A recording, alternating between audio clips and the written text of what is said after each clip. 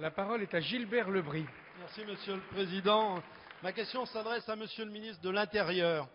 Dans le film Les temps modernes, Charlot, qui est ouvrier, se trouve débordé par une machine qui produit sans cesse. Et comme l'acteur Chaplin est très expressif, on se rend compte qu'il se demande si c'est lui ou le monde qui est devenu fou.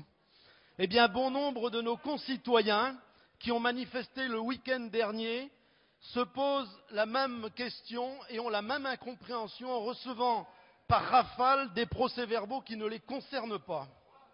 Il ne s'agit pas simplement des anecdotes risibles et médiatiques de tracteurs poussifs pris à 180 km/h sur une autoroute alors qu'ils n'ont jamais quitté leur ferme.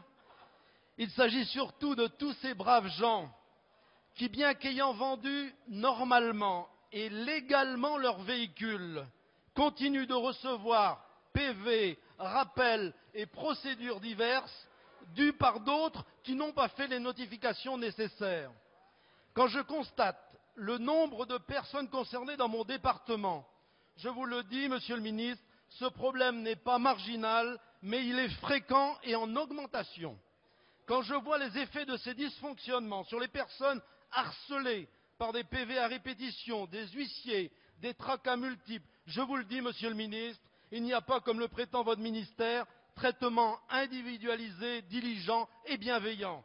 Quand j'observe des garagistes injustement pris pour des malhonnêtes, les malfrats abusant de ces failles, les préfets, policiers, gendarmes, impuissants à protéger les victimes reconnus de bonne foi, et donc alors rendre la tranquillité d'esprit et de vie qu'ils ont perdue, je suis amené à vous poser deux questions. À brève échéance, quelles modifications allez-vous apporter pour éviter toutes ces conséquences d'usurpation ou d'approximation concernant les relevés de plaques d'immatriculation? À très court terme surtout, ne serait-il pas plus que temps de mettre un peu d'intelligence humaine, un médiateur par exemple, dans la boucle du traitement automatisé des PV? Monsieur le ministre de l'Intérieur.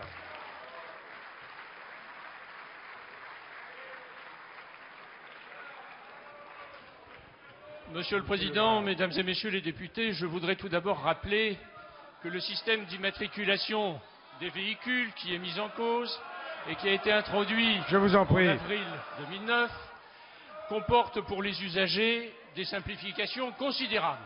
Des simplifications considérables puisqu'il leur permet d'éviter d'aller à la préfecture pour avoir leur immatriculation nouvelle.